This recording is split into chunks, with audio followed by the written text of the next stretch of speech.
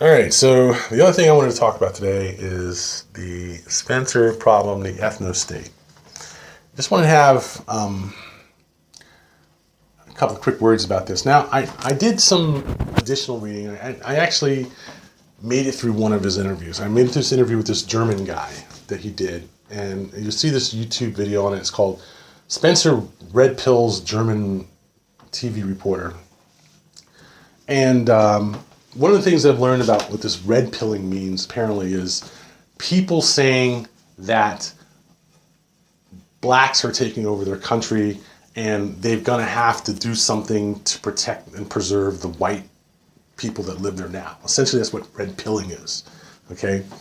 Is look, the reality of life here is that blacks are taking over our country and we've got to do something to protect whites. Okay? So when Putin says that about Russia or Ukraine or some other part of, some other part of, the Russian interest area, that's okay for,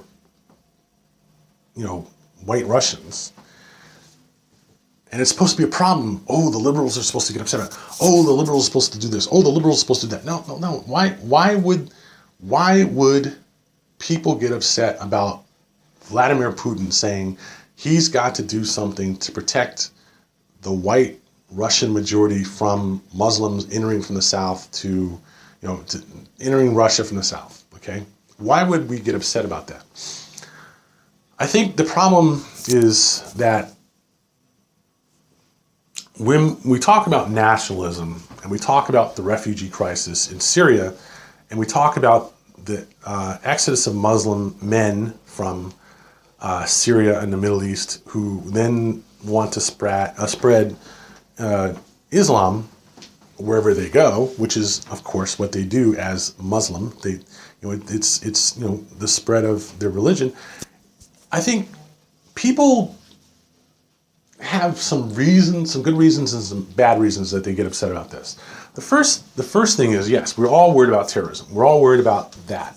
But Islam has other issues associated with it, which are problematic for the modern Western society. There's no question. Which is, but we should also keep in mind exactly why those are problems for the modern Western society and what the modern Western society is doing about it. As a male-dominated hierarchy, okay, Islam is something of a problem for the modern Western society, and to some degree, there will be limited at best acclimatization of these Islamics into Western society.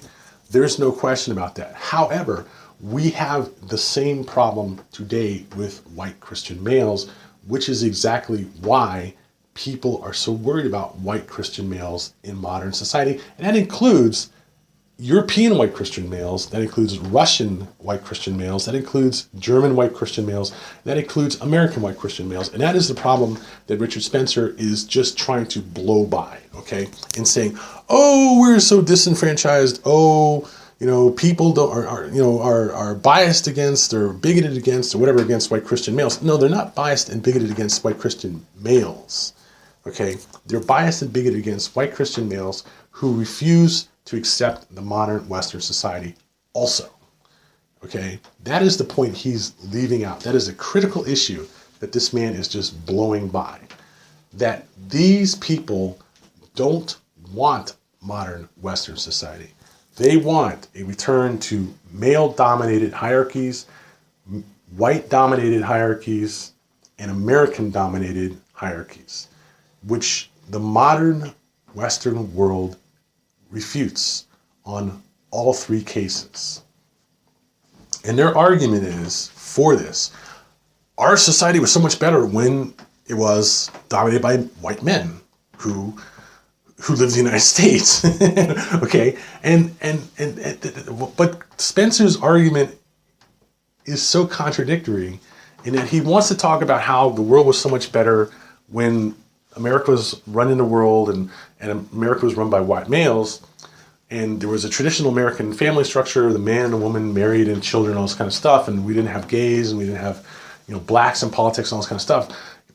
And Latinos and Asians and all this kind of stuff. He wants to talk about that, but then ignore, at the same time he's promoting it, European history in the United States and in Europe that has run contrary to that very concept for the past 50 years. Has run contrary to that very concept. Okay? He wants to continue to talk about how Europe has brought sweetness and light to the world while ignoring the fact that people left Europe to come to America because Europe sucked for them, and a large number of them because they were being hunted and killed in Europe. Okay? The Irish came to the United States because there was no food for them in Ireland because the English took all their fucking food. They just took it and left them to die in Ireland. Okay? The Russians did the same thing to the Ukrainians in 1956. They came through and took all the food out of the Ukraine and left the Ukrainians there to die. Okay? The Russians did the same thing to the Jews that the Germans did to the Jews. If the Germans weren't killing the Jews, the Russians were killing the Jews. Okay? If the English weren't running the Jews out of England, if the French weren't running the Jews out of France, if they weren't being run out of Central Europe, they were being run out of somewhere. That's why they said, fuck it, we're just going to start our own country in the Middle East.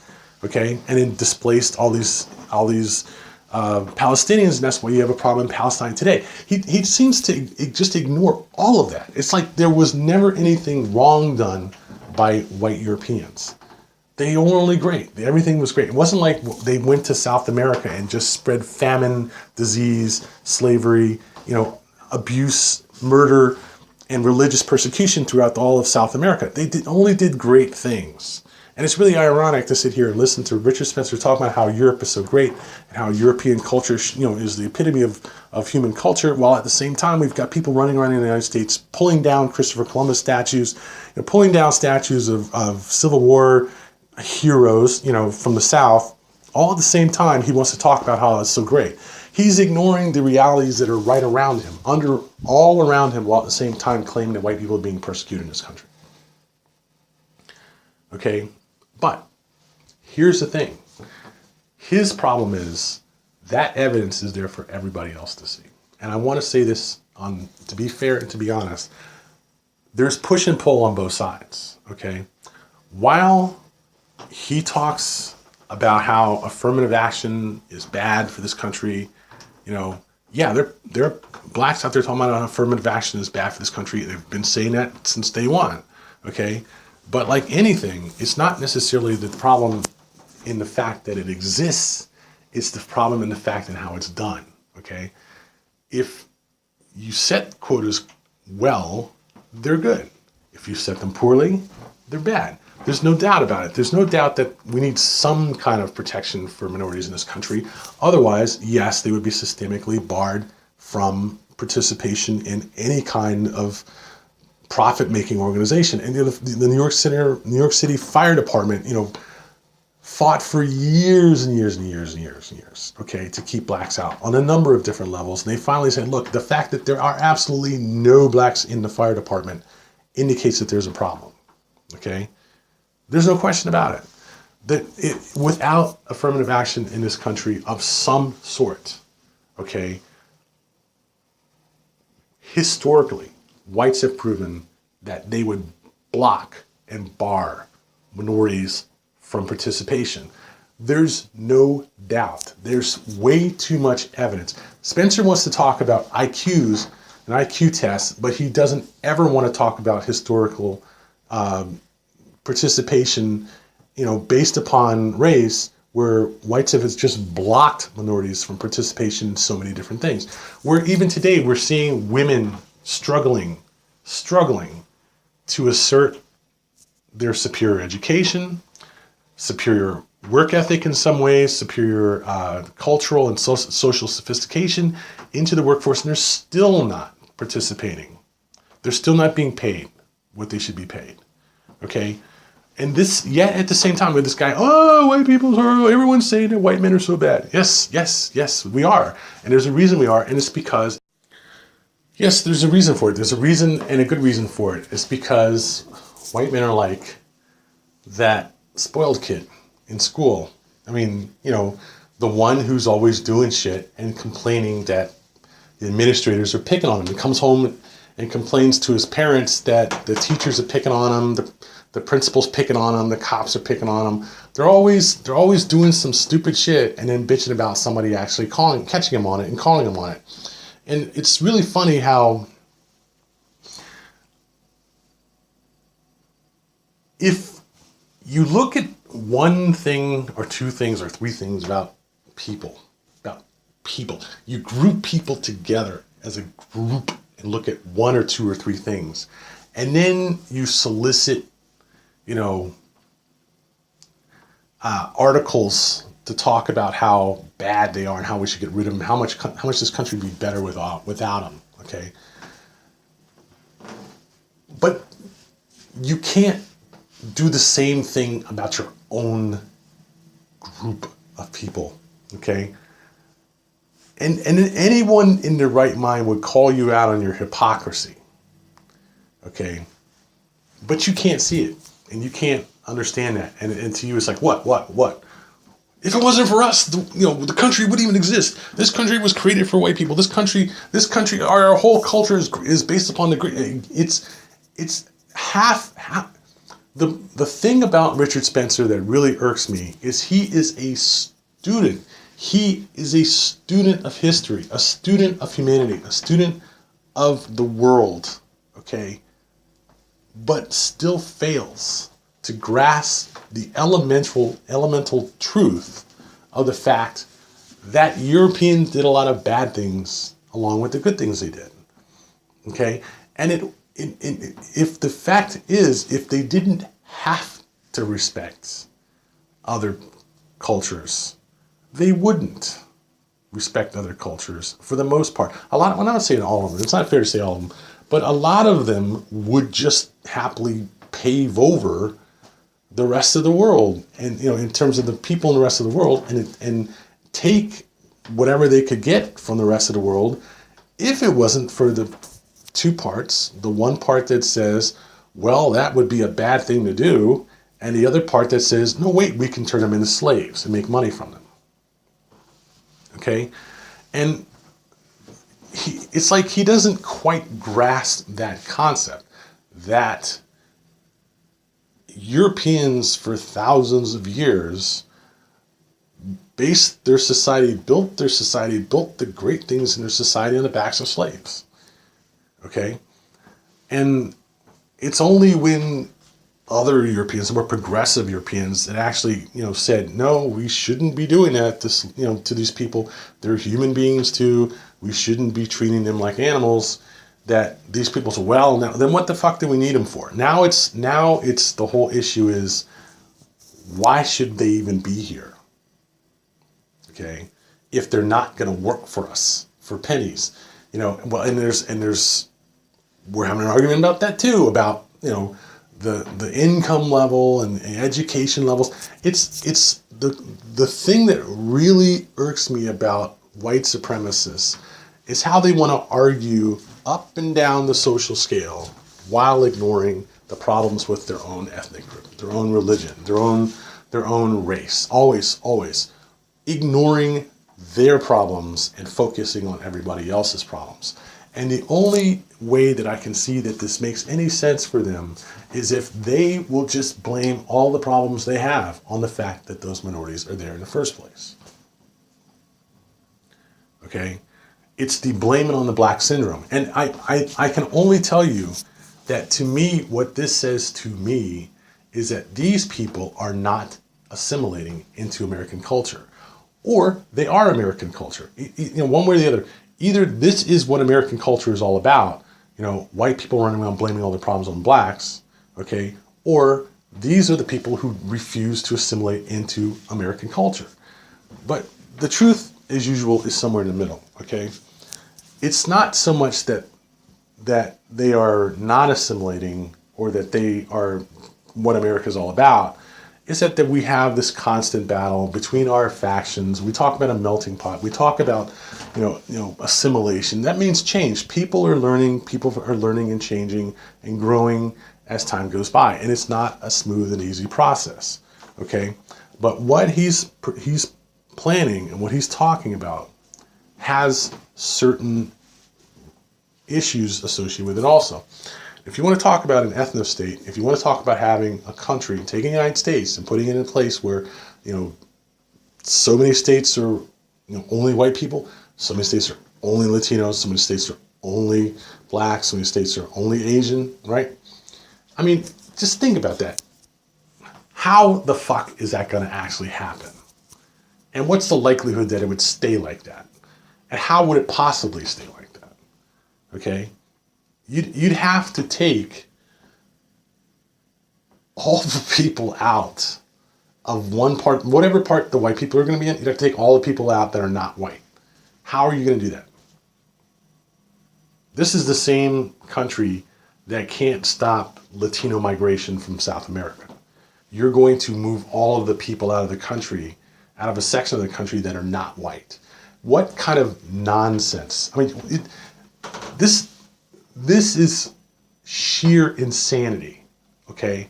That you're going to displace half the country from some select part of the United States where only white people will be, where only white people will stay. And it's going to stay like that. On top of that.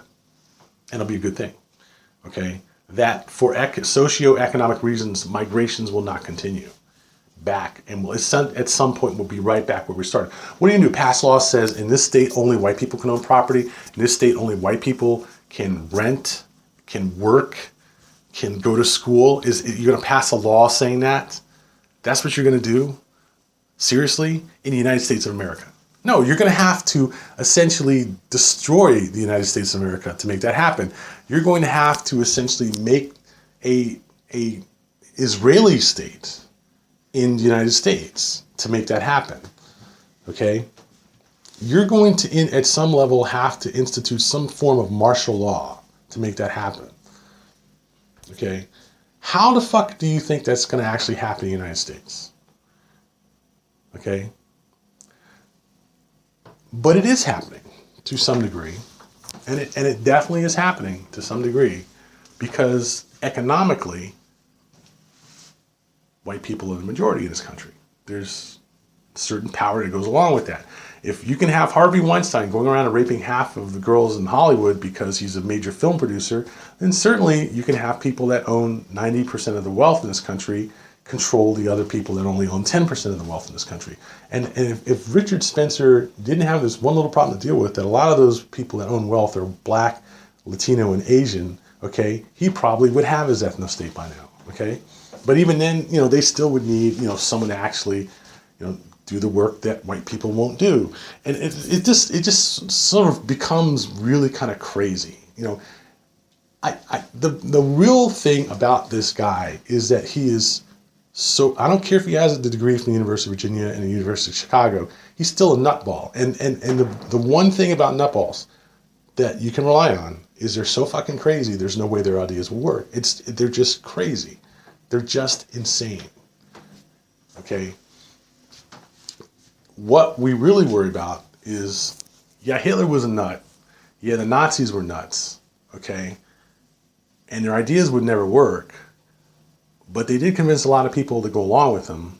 And a lot of fucking people died as a result. There's no question about it. That's what we're really worried about here. Okay? I think that's the only legitimate real worry here, is that in the realization and the acceptance of the fact that this guy is an absolute nut job, a whole lot of people are going to suffer. And I think that based upon the simple fact that a whole lot of people will suffer before we straighten out the issues that these people are promoting, I think that it's a plain and simple truth that guys like him don't have First Amendment protection. You don't have the right to go around and talk about ethnic cleansing, whether it's or racial genocide. You don't have the First Amendment right to walk around talking about an ethno-state. You don't have the First Amendment right to walk around talking about how it makes sense to push all the people of one ethnic group out of the country. I don't think that's legitimate First Amendment protected political discourse. I don't think fascism and Nazism or white supremacism is really First Amendment protected speech for these simple reasons. Okay? We don't have to worry too much about whether or not, they're talking about shouting fire in a crowded theater. They're essentially shouting a race war in the middle of a multicultural state. What's the difference? I mean, it doesn't really make sense to protect this kind of speech, to protect these ideas. These are, we fought the Second World War over the same shit. Okay? We don't need to go through that again. It's just not necessary. Or, admittedly, maybe it is. I don't know. Maybe, the white supremacists and the neo-fascists and so forth in this country will successfully couch the issues that they discuss as not Nazism or not fascism, and we'll say this is not Germany and not Italy and this is not World War II, and we'll go through this all again. Maybe it actually is necessary for us to have a fucking, second civil war over the same shit. Who knows? Oh, wait, but a non-violent second civil war. As opposed to just letting, the meritocracy continue and just letting the rich get richer, the powerful get more powerful, white people displace blacks more and more, because they make more money and they, they can afford to buy out black, sections of towns and black, owned properties and raise property values and taxes up to the level where, minorities can't afford to live there, and we'll have ghettoization and balkanization through through economic means as opposed through, political means. And maybe we'll just have to get to that point where, we start talking about, well, if we don't have any at all, we have no affirmative action whatsoever, that this country will become an ethnostate, except for the fact that, again, as usual, like I said, they will still have minorities doing work that white people think that they're too good to do, or they're too hopped on drugs to do, or too drunk to do, or too busy, celebrating their Civil War heritage to do. Who knows? And, how is it going to actually happen? How do you force people to leave an area where they can make a good living, where they can, have safety and security? How do you force them to not go there? How do you force them to be there?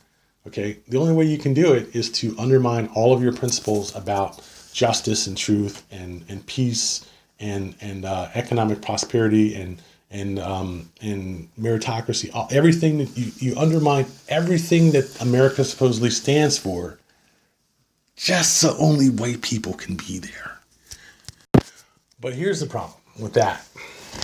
Even if the evils of racism are such that they undermine every other valuable socioeconomic trait of the American society or even Western society, okay?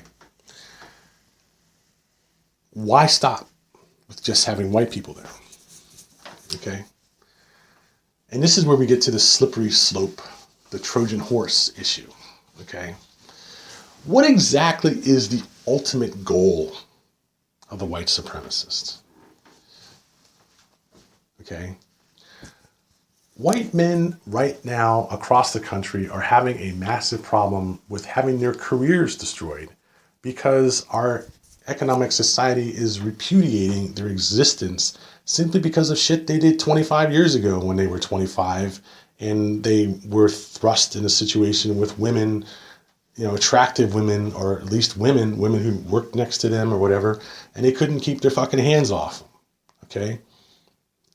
They couldn't keep from pressing their penises against their backs, they couldn't keep from squeezing their breasts, and they couldn't keep them from dragging them into a hotel room, throwing them down on the bed and raping them, okay?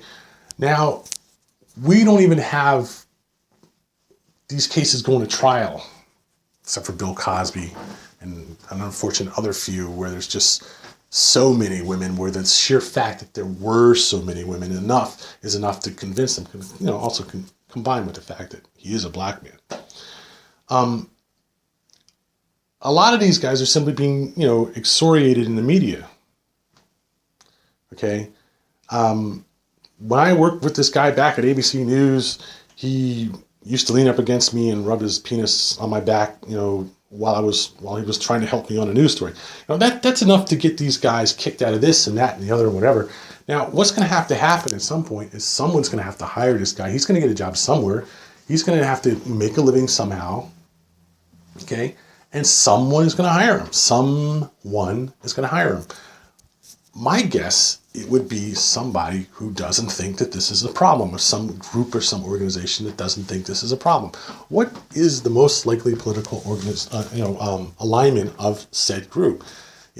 Bill O'Reilly, where does he go after he's kicked off of Fox because of these overwhelming allegations? If Fox got tired of paying these claims off, against him, he appears on Fox. and where I think that this is the whole issue. When Richard Spencer he said he dropped out of the PhD program at Duke. Who drops out of a PhD program for academic reasons? Who has the academic chops to get a PhD? Well, he either didn't have and certainly a lot of PhD students drop out of the PhD program. There's no question about it. Okay, but maybe Duke didn't want him to get a PhD after all from Duke. Maybe there came a point where Duke said, you know what, we'd really rather you left the PhD program. Okay. None of our advisors want to work with you. Nobody in the administration wants you here. And yeah, technically you're in the PhD program, and technically we can't, get you out. You haven't failed out of the program. Okay. You're a PhD student, so it's not like we can just say you flunked out. Okay. But we really don't want you here anymore. Okay. And maybe he's much like the town that he lives in, Denver, he supposedly lives in, that nobody in the town wants him there. They actually had a city ordinance or some kind of city statement or something saying they reject his existence. They don't want anything to do with his views or his values. Richard Spencer has been actually barred from a lot of places based upon his political statements and political stance. And I think that you're going to find that a lot of these guys who, like Weinstein, like Mark, whatever this guy's name, who used to work in ABC, and Kevin Spacey, and a lot of these other guys who have these criminal pasts, okay, while they're out on the street today, okay, they got to find a job making a living somewhere, okay. I think you're going to find a lot of them turn to crime, just like a lot of guys when they come out of penitentiary and they've been done 20 years for this and whatever, and they have a hard time finding a real job. At least they can say, well, I'm a reformed, convict, and I can go to some, out clinic or whatever and help find someone who helps me get a job. Okay. Where are these guys going to go to get a job? A lot of these guys are going to turn to, work for the NRA or to work for, some far right organization or far right, financial supporter, the same guy who's supporting the alternativeright.com website for Richard Spencer.